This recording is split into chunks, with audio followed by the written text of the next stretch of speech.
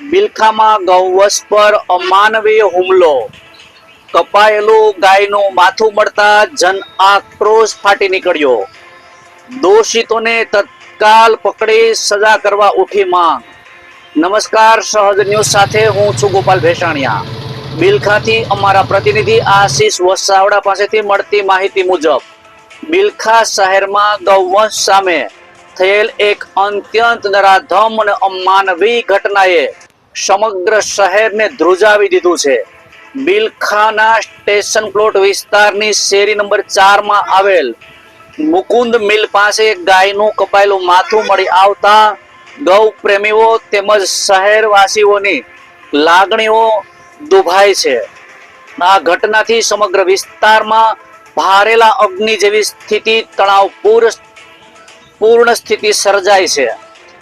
ગૌ માતાને માતૃરૂપે પૂજતી સંસ્કૃતિમાં આવી જધન્ય અને ઘૃણાસ્પદ ઘટનાને કોઈ પણ રીતે સહન કરી શકાય નહીં.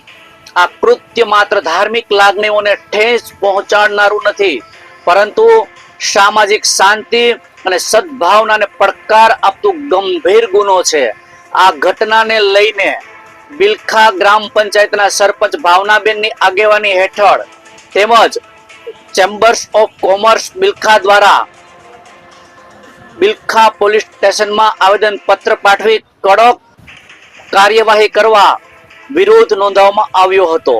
આવેદન પત્રમાં સ્પષ્ટ માંગ કરવામાં આવી છે કે આવા નરાધમ કૃત્યને અંજામ આપનાર અસામાજિક તત્વોને તત્કાલિક પકડી તેમની સામે કાયદાની કડકમાં કડક કાર્યવાહી કરવામાં આવે. જો સમયસર અને કડક કાર્યવાહી નહીં થાય તો લોકોના આક્રોશમાં વધારો થવાની સંપૂર્ણ શક્યતા છે, જેના માટે જવાબદારી તંત્રની રહેશે તેવી ચેતવણી પણ આપવામાં આવી હતી. આ વિરોધ કાર્યક્રમમાં રાજકીય, સામાજિક તેમજ અગ્રણીઓ, વેપારીઓ અને ગ્રામજનો મોટી સંખ્યામાં હાજર રહ્યા હતા અને સૌએ એક સુરે ગૌ વંશની રક્ષા તથા દોષિતોને સજા આપવા માંગ કરી હતી. રિપોર્ટર આશીષ વસાવડા, સહજ ન્યૂઝ, બિલખા.